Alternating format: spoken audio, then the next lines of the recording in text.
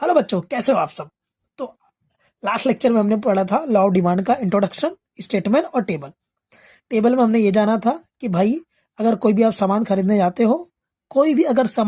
जाते हो, प्राइस अगर उसका कम रहता है तो आप ज़्यादा खरीदते हो। ज़्यादा खरीदने को क्या बोला है? ज़्यादा डिमांड करते हो। तो अब पार्ट 2 में हम लोग आगे का पढ़ेंगे।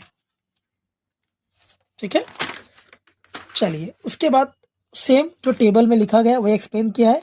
अगर प्राइस कमोडिटी का 50 रुपया है, सॉरी मतलब कमोडिटी का प्राइस 50 रुपया है तो डिमांड 1 kg है। अगर प्राइस फॉल होता है 50 से 40 तो डिमांड बढ़ जाता है 1 to 2, मैंने जो बताया। ठीक है, तो इसका मतलब है प्राइस ऑफ कमोडिटी फॉल, अगर कमोडिटी का प्राइस कम होता है तो सेम टाइम पे क्वांटिटी डिमांड बढ़ जाता है। ठीक है, तो ये बताता है, ये इनवर्स रिलेशनशिप है। एग्जाम में आया था कि प्राइस और डिमांड का क्या रिलेशनशिप है, तो आप क्या बोलोगे? इनवर्स। क्या बोलोगे? इनवर्स। अब ये टेबल है, सॉरी ये डायग्राम है। कैसे बनाना है? एकदम इजी, एकदम इजी। अगर पीछे में जाऊंगा तो यहाँ पे आप देखोगे, जस्ट सेकंड ना, मैं बता देता हूँ, मुझे याद है इसीलिए। 50, क्या 50, जब 50 था तो आप एक खरीदे थे तो इसके सामने ही आ जाएगा। जब 40 हुआ तो आपने 2 किलो खरीदा, 30 हुआ तो आपने 3 किलो खरीदा, 20 हुआ तो आपने 4 किलो खरीदा, और जब 10 रुपए का तो आपने 5 किलो खरीद लिया। और इसी को आपको जोड़ देना है।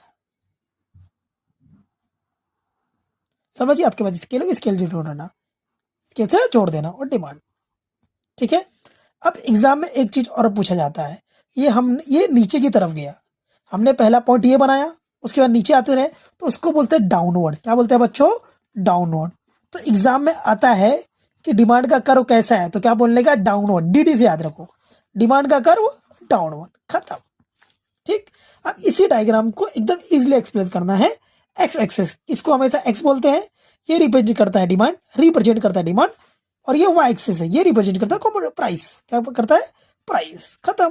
डी डिमांड कर स्लोप हो रहा है, लेफ्ट से स्टार्ट हुआ राइट की तरफ गया, वही लिखा है। इधर रिलेशनशिप बता रहा है आपको। ठीक है, हो गया।